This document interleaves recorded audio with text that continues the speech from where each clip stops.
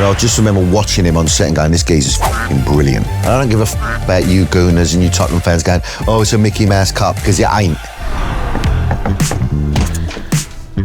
Hello. Oh, shit. You all right? You ready for our big night in? Yes, I am. What you got? I brought my bulldog slippers. Right, of course you do. Welcome to Big Night In, powered by Sky Glass, the smart TV by Sky. I have wangled my way into Danny Dyer's gaff. Hello, Shiv. Welcome to Dyer Mansions. It's stunning. It's a nutty gaff, isn't it? It really is. Normally, I just have a little bit of a snoop round when I arrive at a guest house. Is that all right if I just... You can go and have a snoop. This is interesting. Okay. It's good, that was. Oh, That was God. good. Be careful. I know you've got lots of style and grace, but just try not to smash me gaff up if you can, you know. First thing I found was this. Yeah. Talk to me about this. This is... Well, I did Who Do You Think You Are? Found out I was related to royalty. King Edward III, Thomas Cromwell. Anyway, they enjoyed it so much, I did a spin-off called Danny Dyer's Right Royal Family, where I go way, way back and I dress up as my ancestors, William the Conqueror. Mm-hmm. But it was really interesting to me because of being a peasant that I am, and I'm proud of where I'm from. Mm-hmm. Who would have thought that my last scene on Who Do You Think You Are would be in Westminster Abbey? It's bonkers. King Edward III. So, I just don't know where it went wrong that it ended up with me, on the bottom of that. I think it's gone right. I found this. Okay, so this is my little cinema room area. Yeah. Which my wonderful, beautiful wife has allowed me one room in the house that I can destroy in a way. I had a bespoke settee made where I can get all of my kids on, grandkids on, dog on. And I've just put loads of pictures everywhere that mean something to me. Like I bought old Laurel and Hardy posters because I used to watch Laurel and Hardy with my granddad on VHS, and I love, just makes me feel a certain kind of way to watch Laurel and Hardy. I've got Alien posters up because I'm obsessed by aliens and UFOs. I won't go into it, ain't that sort of show. It's got character because it's me. It does. If the last one, I put myself in it. Oh, I found this. Yeah, so when I finished EastEnders, which I loved, it's a very emotional thing. I was in it for 9 years. I did 1,100 episodes. And I run the Queen Vic, which I know is a real honour. And I thought I needed to take a part of it with me, so I nicked a stall. They've never changed the set, so that stall, Dot Cotton would have sat on. Do you ever sit on it? Is it? Yeah, I have a plot on it sometimes, you know what I mean? It's a third of my career, Shiv. Yeah. Been in the game for 30 years and I did a 10 stretch in there, so I was blessed with a beautiful character. So, is he dead? I don't know where he is. If the producers are watching, bring Mick back. We want him back. Just for a couple of eps, it's not... Yeah.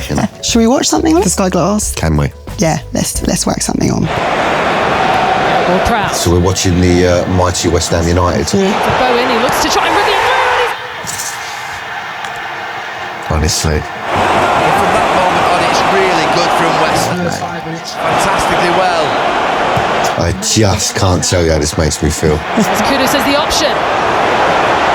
Looking over. So Falcons, they're back in left two, and it's Bowen again. I've got 2 daughters. I just want someone to love me daughters and cherish the ground they walk on. Jared brings all that to the table. He loves her. Like they've got a real connection. And he plays for West Ham. You could write that. I just can't tell you how it makes me feel. When I found out about the twins, he made sure he scored 2 goals and he put 2 balls up his... Oh. And then he done that. And I was just sobbing. Oh. I was sobbing. It makes me very emotional. Yeah. Because I love West Ham so much. Yeah. The first time I met him, he came round and I was throwing a bonfire party. Right? I can imagine he was himself. He was nervous. And he came in and I was so starstruck. And I don't get starstruck. I've worked with a lot of people. And but he came in and I was like, come here. And I held him, I think, for far too long on the first encounter. And then he was sort of wrapped around all my mates, everyone's boozing. He doesn't drink, this man's an athlete. We had some grub on the go, but he brought out his little Tupperware box because he eats like clean nutrition and, do you know what I mean? Like, this man's never going to eat a spare rib. No. You know what I mean? And I love him for it. This is a man that got the winning goal in a final, a European final. And I don't give a about you Gooners and you Tottenham fans going, oh, it's a Mickey Mouse Cup, because it ain't. Because I can't remember Arsenal winning no cup in Europe, and Tottenham certainly can't do it. 40-odd years since we won a trophy. And of course he got the winning goal in the 92nd minute. If I die tomorrow, I'll die happy. The picture quality on the Sky Glass, though. Well, what I've got to say is this, I've got a massive telly, because I didn't want the projector, so I went for a big 100-inch. But you've got to get an Ultra HD cable for you to watch Ultra HD. I never knew this, whereas on the Sky Glass, you don't need one. It's all built in. Which was Everything's a simple. revelation to me. So that it doesn't matter whether you've got the right cable or not.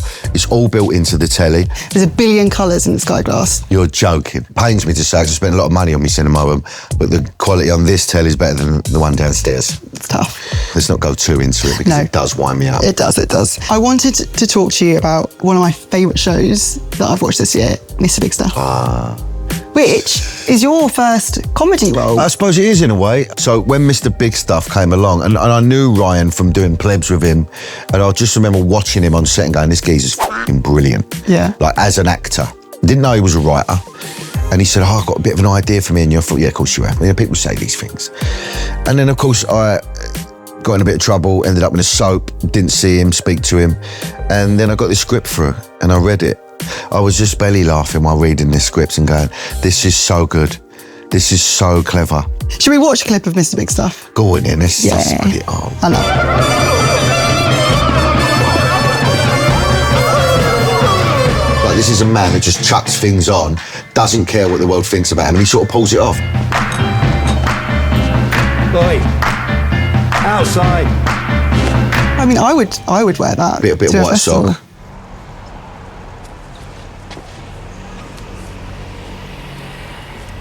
Good boy, good boy. I think it's my greatest work. Well done, Sky. I did want to play a little bit of a game with you, if that's okay. Let's go for it. So this one's called You Choose. So I'm going to ask you to choose between two of your iconic characters, Okay. and then you've got to pick which one is your favourite. And we'll just keep going down. Okay. Tommy Johnson Yep. v Moth. No, you can't start. Oh my God. Tommy Johnson versus Moth. What, who's the most iconic? Who's in your gut? But they both represent such different. You're okay, overthinking it, you're I'm gonna go with Tommy Johnson then. Okay. Tommy Johnson v Jimmy Vickers. Oh, I love Jimmy Vickers. I think I've got to go Tommy Johnson again though, because it's more iconic. It was more successful. Tommy Johnson v Lee Campbell. Lee Campbell. Yeah, good. No, I'm gonna take Lee. I'm gonna have Lee. Lee Campbell v Mick Carter.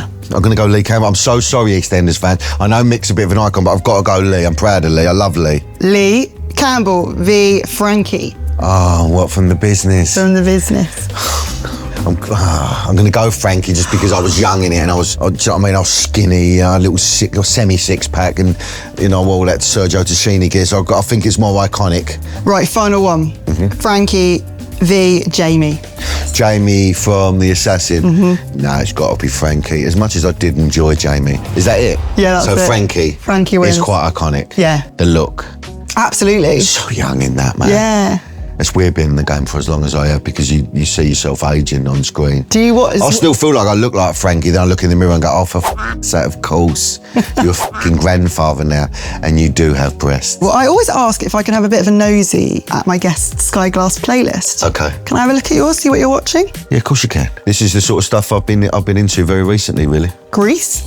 Now, that's my guilty pleasure. I love that. I have just done a film where it is a musical and Do you it's sing? an exclusive.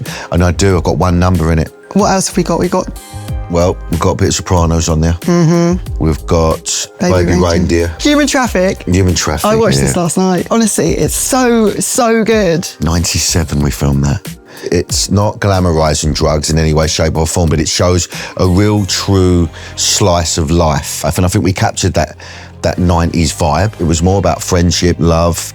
I've got nothing but good memories about that job, man. It's the first job that was sort of made me famous as well, really. Yeah, it was huge. And the Nice One Brother, yeah, that feels like... Nice one, brother. Nice one, And brother. someone sent me a thing at Glastonbury this year. People were saying it through in their tents. So it's Really? lived on. Nice one, bruv. Nice one, brother. So I go, oh, wow, like, that's a thing. So it makes me proud. If you say, hello, Sky, nice one, brother. Hello, Sky. Nice one, brother. Human Traffic! That is amazing. Oh, wow, so you can associate words with... See, this is a revelation to me, and I love me Sky. So now I'm going to drive everybody mad in this house and try and tie it back to my films every time you say stuff. Should we have a little watch of one of your playlist? It's got a heartbeat, it's got a vibe, it's got an energy to it. Don't look back into the sun. I don't think you'll find a single record store in Camden that doesn't have an Amy record. Did you used to go to Camden? Yeah, I did. So I had a few nights out with Amy. Can you tell me about one of your nights out with Amy? What happened? What did you do? I saw her in a boozer. She asked me for an autograph for her cousin, and I couldn't believe it. And of course, you can't stand there and pretend it's not Amy. And I was like, Amy, can I just have a cuddle? I'd been up for a couple of days as well. I was very vulnerable. And she said, oh, I've got to go because my boyfriend don't like me talking to you. So apparently the fella would get jealous of me, so she must have spoke about me, you know, when I was younger and all that, you know. I think it might have been after the Football Factory. So, and then once we met for that first time, then we could sort of nod to each other when we saw each other again and have a couple of drinks. And she was a great pool player. She was, yeah. Really good though. Like you think, oh, like, she's good, but really good. Could have been a pro.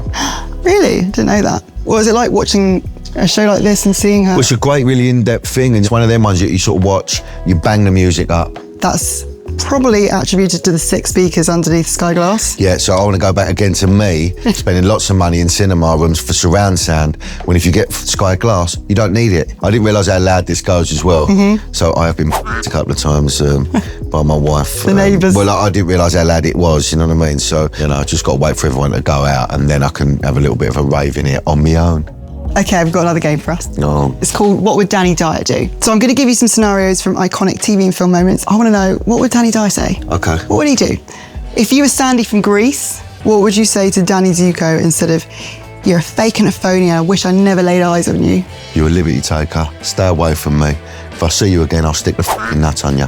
And then I added this one in where she goes, tell me about it, stud. And then she puts a cigarette out and goes, ding, ding, ding. Go, give it to me, you raving salt. That's what it'd be. I love that scene and I wish I could play Zuko. Well, never too No, late. them days are gone. You can't have a Zuko with a pair of tits. There's one clip, one trailer that I wanted to watch with you that I've been so excited. It's Rivals. I'm very excited about it. Whack the trailer. I've got go some on. questions, okay? This is going to be marvellous. There you are with the tash. So I was proud of my Tash.